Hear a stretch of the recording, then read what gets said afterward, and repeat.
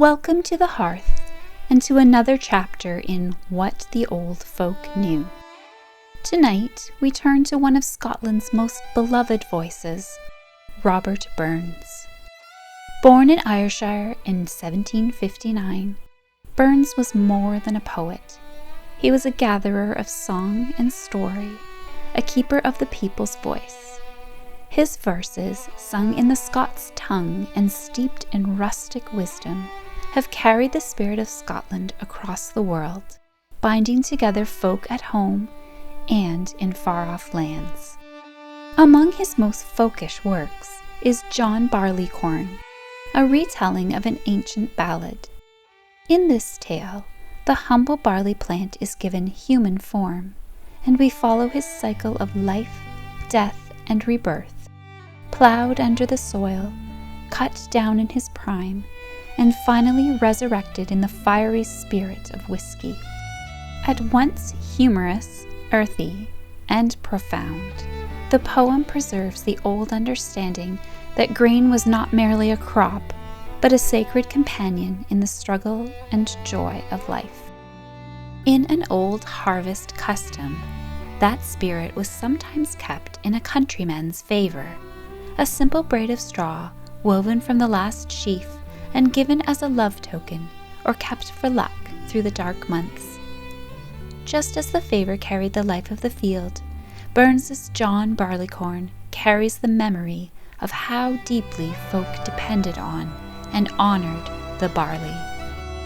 And so it feels fitting to share this poem from my own great-grandmother's treasured volume of Burns, her well-worn pages carrying not only the poet's voice, but the love of kin who kept these words close. Let us sit close and listen as Burns gives voice to the timeless figure of John Barleycorn, whose story is as much about the folk themselves as it is about the fields they tended.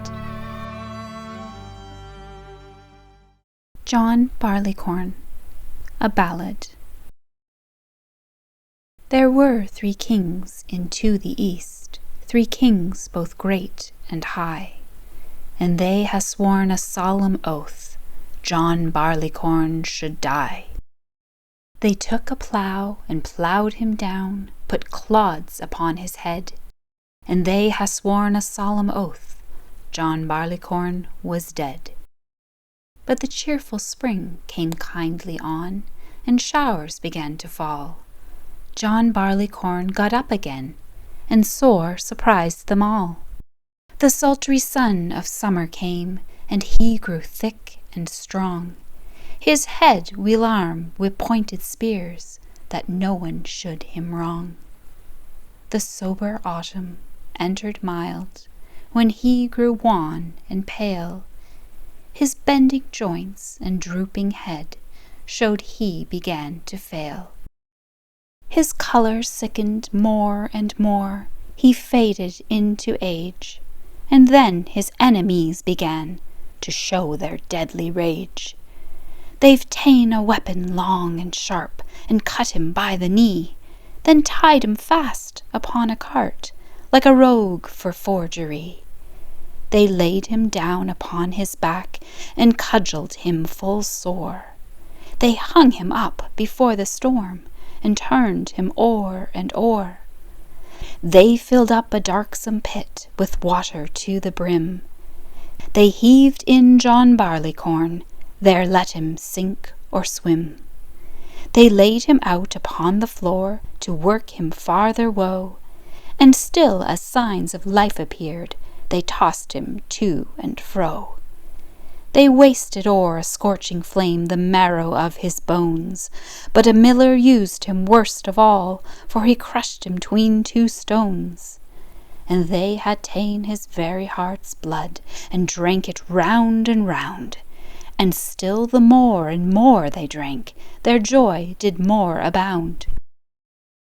John Barleycorn was a hero bold, of noble enterprise, for if you do but taste his blood, 'twill make your courage rise.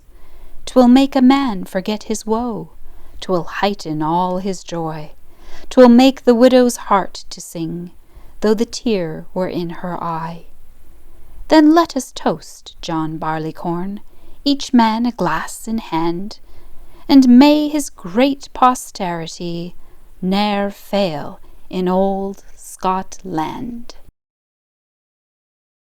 Thank you for joining me at the Hearth for Robert Burns's John Barleycorn, part of our What the Old Folk Knew series. May his spirit remind us of the bond between the earth and folk, seed and harvest, life and renewal.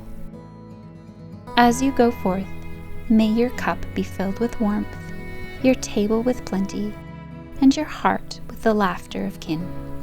And may we never forget that in every grain of barley, every story told, and every song sung, the voice of our ancestors still lingers. Until next time, keep the hearth fire burning and the old tales alive.